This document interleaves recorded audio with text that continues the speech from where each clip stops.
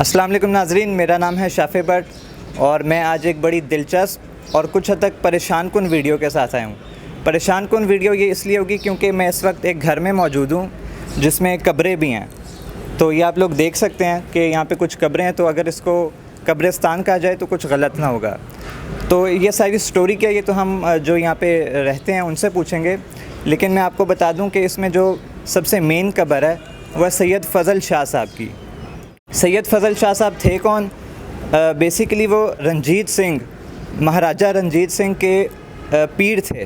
राजा रंजीत सिंह जो है वो इनके मुरीद थे। राजा रंजीत सिंह था कौन? बेसिकली ये इसने लाहौर में जो है अपनी सल्तनत का आगाज़ किया था और सिखों की जो पहली सल्तनत थी वो इन्होंने कायम की थी लाहौर में।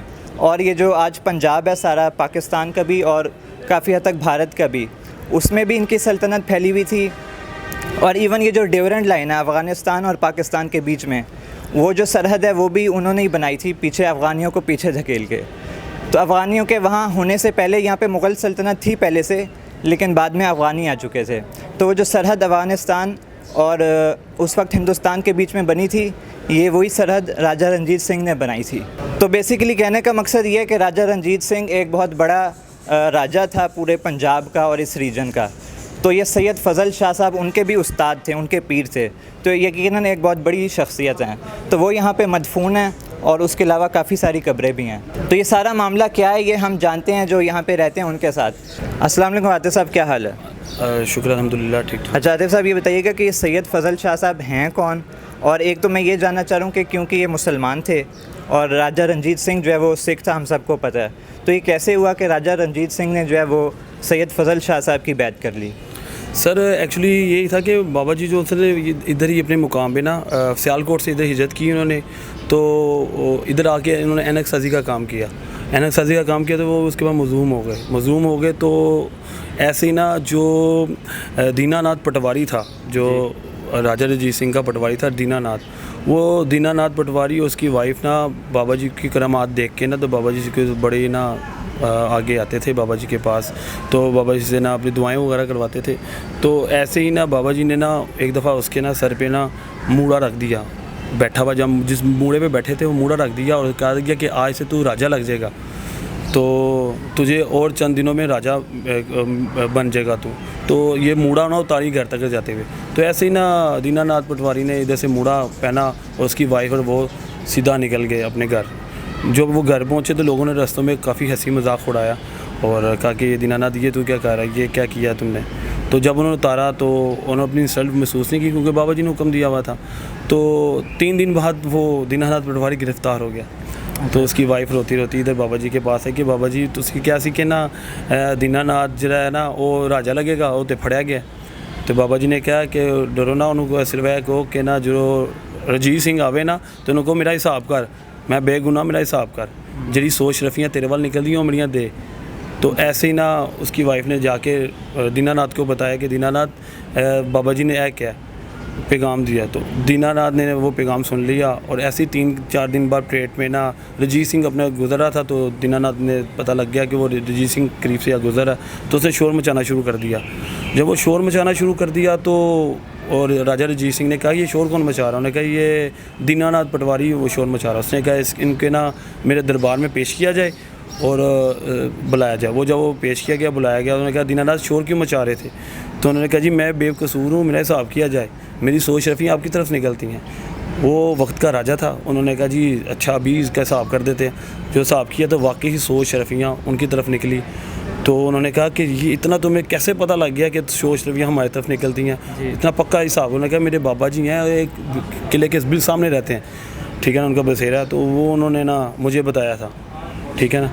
तो उन्होंने ये भी बताया था कि मैं ना राजा लगूंगा, ठीक है। तो वो वैसे ही हुआ कि उनको कश्मीर का राजा दीनानाथ को लगा दिया गया उसी टाइम ही। और उसके बाद रंजीत सिंह ने बंदे भेजे और वो देखा कि वाकई बाबा जी इधर बैठे हुए हैं। तो उन्होंने फिर 3-4 बंदे इधर कायम कर दिए कि जो बाबा जी इधर गुफ्तगू करें तो आके ना तो मुझे बताया करो। तो उन्होंने जो गुफ्तगू की, उसके बाद रंजीत सिंह परेडों से गुजर के जाता था, बाबा जी को मिल के जाता था। बाबा जी को सोने जेवरात के ताज भी इधर दिए, लेकिन जो बाबा जी ने नहीं कबूल किए, बाबा जी ने लोगों को तमसीब कर दिए। ठीक है। तो ऐसे ही रंजीत सिंह जो बाबा जी के ऊपर ना मरीद बन गया बाबा जी का। ठीक है। अच्छा, ये जो मैंने रंजीत सिंह का सारा वाक़या सुना है या जो उनकी तारीख़ बताई है काफ़ी पुरानी बात है, ये 19वीं सदी की बात है।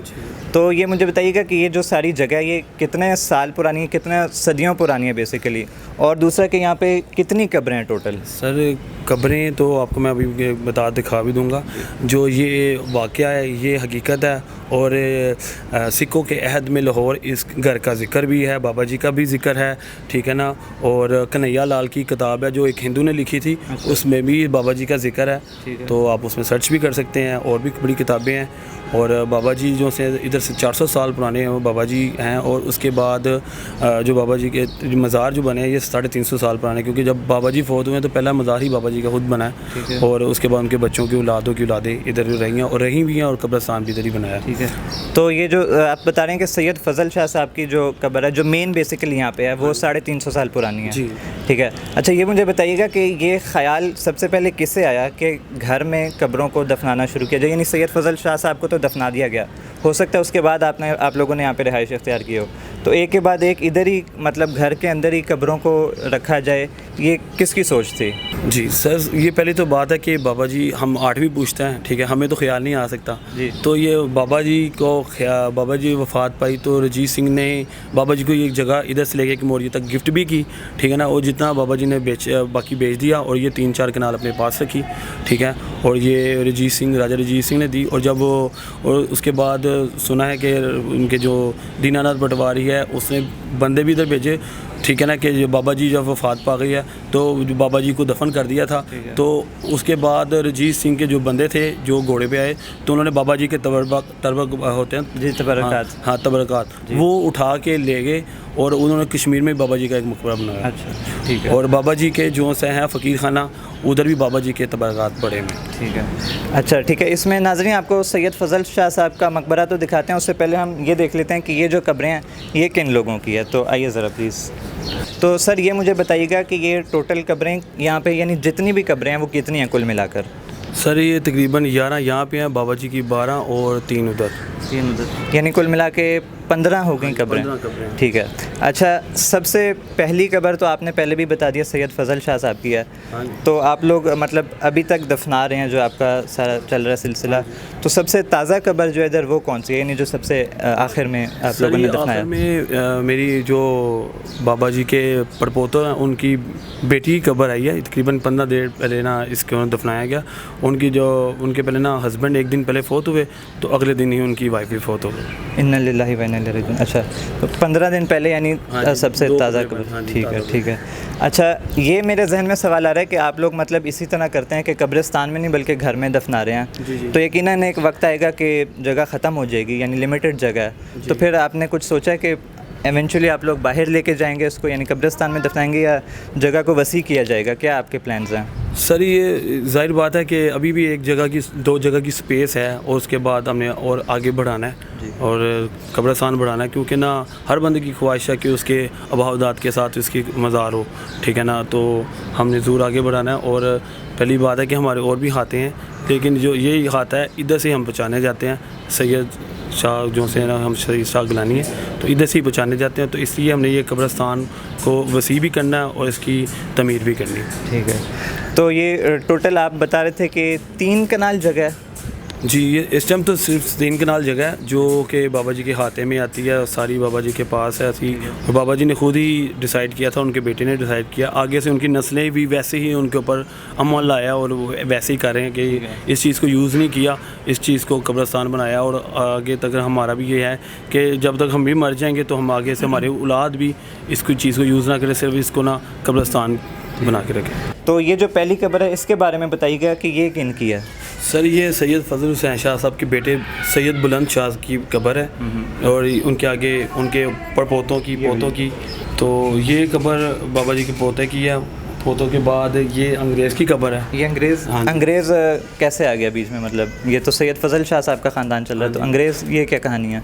सर ये अंग्रेज़ की ये कहानी है कि ना अंग्रेज़ इधर परेड करते थे, फ़ौज थी अंग्रेज़ की भी। तो बाबा जी फजल शाह के ना दौर में ना बाबा जी ना बाहर हुक्का पी रहे थे, तो अंग्रेज़ को नशे की तलब हुई। जब नशे की तलब हुई उन्होंने बाबा जी से ना हुक्का छीन के पी लिया। अच्छा, हुक्का हाथ से उनके छीन लिया? हाथ से छीन के पी लिया। बाबा जी ने कहा ना पी।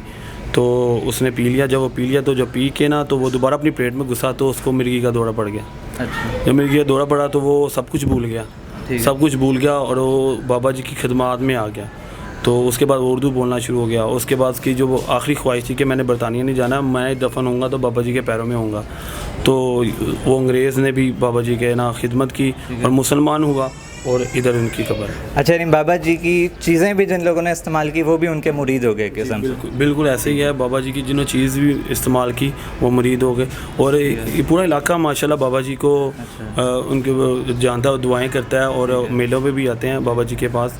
और बाबा जी का बड़ा नाम था और लोगों ने किताबें पढ़ के भी बाबा जी के ऊपर आए और बाबा जी की हिस्ट्री सुनी। तो ये जो बातें आप सुना रहे हैं इससे लगता है यकीनन कोई बड़ी रूहानी और यानी अल्लाह के बड़े नेक बंदे होंगे वो, जो ये सारे काम मतलब लोग उनकी चीज़ें इस्तेमाल करके और बातें सुन के उनके किस्म से मुरीद बन जाते हैं। ठीक है, आएँ आगे अब बाकी कब्रों को देखते हैं। जी नाजरीन, तो ये है सैयद फ़ज़ल शाह साहब की कब्र, उनका मकबरा यहाँ पे, इसके बारे में हमें थोड़ा सा बता दें।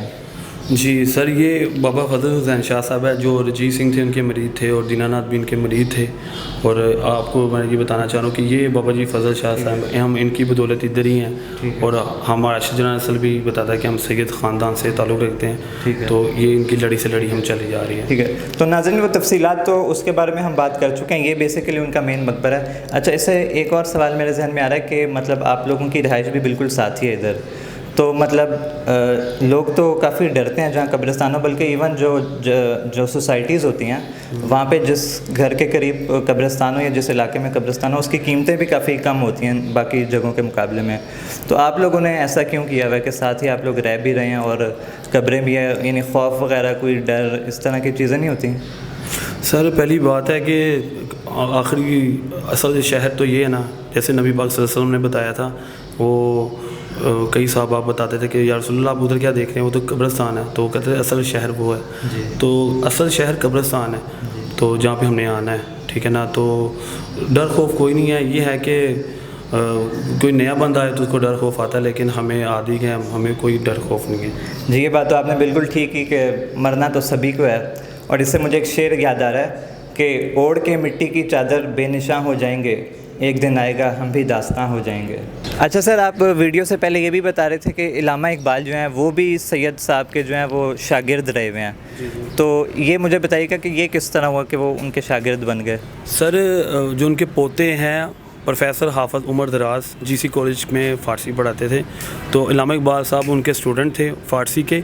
और इलामा इकबाल साहब इस घर में भी बहुत दफ़ा आ चुके हैं और खाना वगैरह और उनके साथ मुलाकातें और उनसे सीखते थे। यानी इलामा इकबाल ने फ़ारसी जो है वो आपसे सीखी है, फ़ारसी का इल्म उन्होंने यहाँ से हासिल किया है। जी, तो नाजरीन ये आप लोगों को यकीनन एक बड़ी दिलचस्प कहानी लगी होगी कि घर के अंदर ही एक किस्म का कब्रिस्तान भी बनाया हुआ है और इस तरह हमें जो है देखने को बिल्कुल नहीं मिलता। ये मैंने तो ख़ुद पहली दफ़ा देखा कि ऐसा किया हो किसी ने। ज़ाहिरी बात है ये उन लोगों का अपने अजीज़ों से जो है वो प्यार है कि वो उनके साथ रहना चाहते हैं। तो यकीनन ये एक बड़ी यूनिक किस्म की चीज़ है। उम्मीद करता हूँ कि आप लोगों को ये वीडियो जो है वो पसंद आई होगी। इंशाल्लाह किसी और वीडियो में आपके साथ मुलाकात होगी। अभी के लिए दें इजाज़त। अल्लाह हाफ़िज़।